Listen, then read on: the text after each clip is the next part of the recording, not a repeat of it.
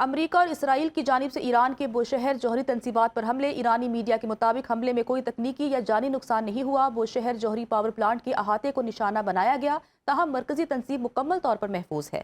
Plant کو کوئی نقصان نہیں پہنچا، عملہ محفوظ اور صورتحال معمول کے مطابق ہے۔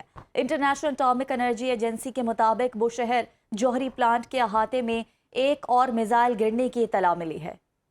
امریکی خفیہ ایجنسی CIA کے مطابق سربراہ جان برینن نے کہا ہے کہ میں صدر ٹرمپ سے زیادہ ایران کی باتوں پر یقین رکھتا ہوں، کیونکہ حقائق بار بار سامنے آنے کے باوجود ٹرمپ سچ کو تسلیم کرنے پر تیار نہیں۔ امریکی ٹی وی کو انٹرویو میں برینن نے کہا کہ ٹرمپ کوشش کر رہے ہیں کہ وہ اپنی تخلیق کردہ شکست سے کسی طرح جان چھڑائیں۔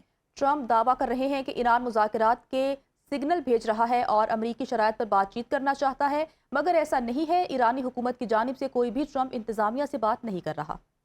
اور اسرائیل کا جنوبی لبنان میں بفر زون بنانے کا متنازع اعلان۔ اسرائیل کے وزیر دفاع نے اعلان کیا ہے کہ اسرائیل جنوبی لبنان کے بڑے حصے میں سیکیورٹی بفر زون قائم کرے گا تاکہ حزب اللہ کے حملوں کو روکا جا سکے۔ کیٹس نے بتایا ہے کہ اسرائیلی فوج دریائے لتانی کے قریب اہم پل تباہ کر چکی ہے، جبکہ بے گھر لبنانی شہریوں کی واپسی کو سیکیورٹی سے مشروع قرار دیا جا رہا ہے۔ حالیہ جھڑپوں میں 1000 سے زائد افراد جاں بحق اور لاکھوں بے گھر ہو چکے، جس سے انسانی بحران سنگین ہو گیا ہے۔ دوسری جانب لبنان کے صدر جوزف آن نے اس اقدام کو اجتماعی سزا قرار دے دیا، جبکہ حزب اللہ نے مزاحمت کا اعلان کیا ہے۔ ماہرین کے مطابق یہ پیش رفت خطے میں بڑی جنگ کا خطرہ بن سکتی ہے۔ پاکستان امریکہ ایران مذاکرات کی میزبانی کے لیے تیار۔ مشرق وسطیٰ میں جاری جنگ کے خاتمے کے لیے مکالمے کی جاری کوششوں کا خیر مقدم کرتے ہیں۔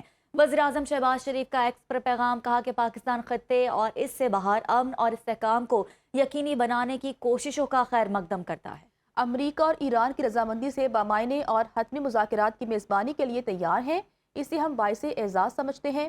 وزیر اعظم نے اپنی ٹویٹ میں امریکی صدر ٹرمپ، نمائندہ خصوصی اسٹیو وٹکوف اور ایرانی وزیر خارجہ عباس عراقچی کو ٹیگ کیا۔ امریکی صدر ٹرمپ نے وزیر اعظم شہباز شریف کا پیغام سوشل میڈیا پر شیئر کر دیا۔ ٹرمپ کا جنگ رکوانے کے لیے بالواسطہ پاکستان کی سفارتی کاوشوں کا اعتراف۔ وزیر اعظم نے فریقین کی رضامندی پر مذاکرات کی میزبانی کی پیشکش کی تھی۔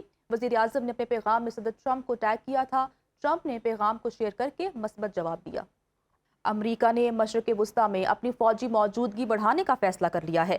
پینٹاگون حکم تقریباً 2000 اہلکاروں کو تعینات کرنے کا حکم۔ ان اہلکاروں کا تعلق 82ویں ایئر بون ڈویژن سے ہے۔ میجر جنرل برائنڈن اس مشن کی قیادت کریں گے۔ نیو یارک ٹائمز کے مطابق ان فورسز کو ایران کے قریب اضافی فوجی آپشنز فراہم کرنے کے لیے تعینات کیا جا رہا ہے۔ خارق جزیرے پر ممکنہ قبضہ بھی امریکی منصوبے کا حصہ ہو سکتا ہے۔ ایران نے اسرائیل پر میزائلوں اور ڈرونز کی بارش کر دی۔ تل ابیب میں عمارتوں کو شدید نقصان پہنچا۔ اسرائیلی پولیس صحافیوں کو کوریج سے روکنے پر مجبور ہو گئی۔ پاسداران انقلاب کا کہنا ہے کہ میزائلوں اور ڈرونز کی اس 69ویں لہر میں صہیونی رجیم کی انٹیلیجنس ایجنسیوں کو نشانہ بنایا گیا، جن میں خیبر شکن، حماد اور سجیل میزائل استعمال کیے گئے، جنہوں نے شمالی اور وسطی تل ابیب میں اہداف کو کامیابی سے نشانہ بنایا۔ آپ کو بتا رہے ہیں کہ تل ابیب میں اسرائیلی فوج کے کمرشل، لاجسٹک اور سپورٹ مراکز بھی ہدف بنائے گئے۔ پاسداران انقلاب کا کہنا ہے کہ امریکہ اور اسرائیل کی جانب سے میڈیا کوریج پر پابندی اس بات کا اظہار ہے کہ ایران کس قدر اسرائیل میں تباہی مچا رہا ہے۔